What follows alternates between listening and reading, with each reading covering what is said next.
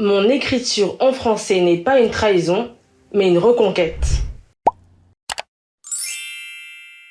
C'est ce que Dewe Gorode, écrivaine et militante kanak, a dit dans les années 80.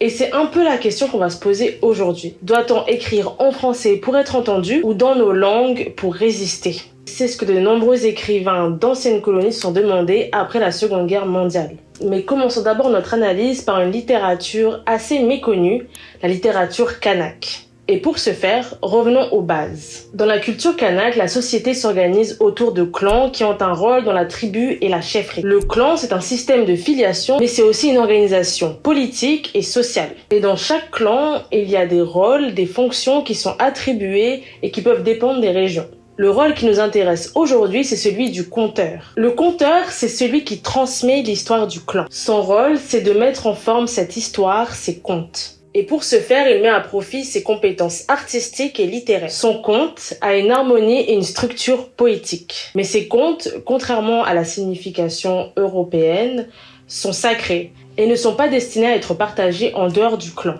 Mais il y a aussi d'autres contes qui, eux, sont faits pour être partagés. Ils apprennent la culture, le fonctionnement de la société, mais ils contiennent aussi des mises en garde qui sont valables pour les adultes et les enfants. Ces deux formes littéraires s'inscrivent dans une tradition orale. Mais au XIXe siècle, l'Église va entraîner une mise à l'écrit de cette oralité pour accélérer les conversions.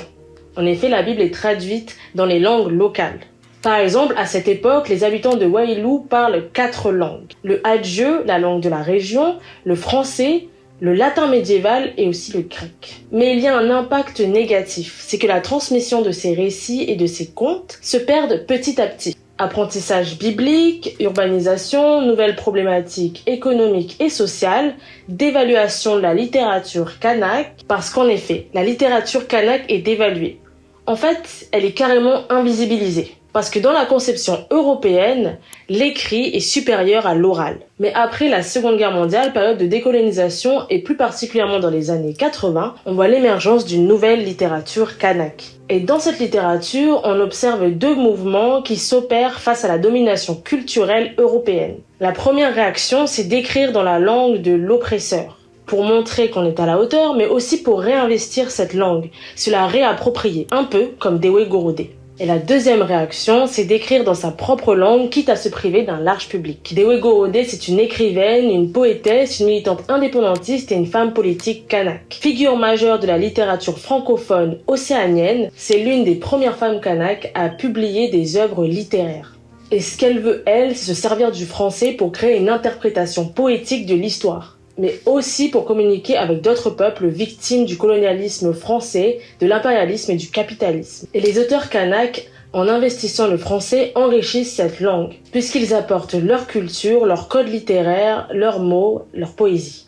Dewe Gorode, elle écrit en français, mais elle se sert aussi de sa langue maternelle, le païchi, notamment dans la structure de ses récits, mais aussi dans l'emploi de certains mots. Dans d'autres régions d'outre-mer, et notamment dans les Antilles, ces mêmes questionnements ont émergé, en se rattachant soit au mouvement de la négritude comme Aimé Césaire ou Léon Gontran Damas, ou au mouvement de la créolité. À l'exemple de Jean Barnabé, écrivain et linguiste martiniquais.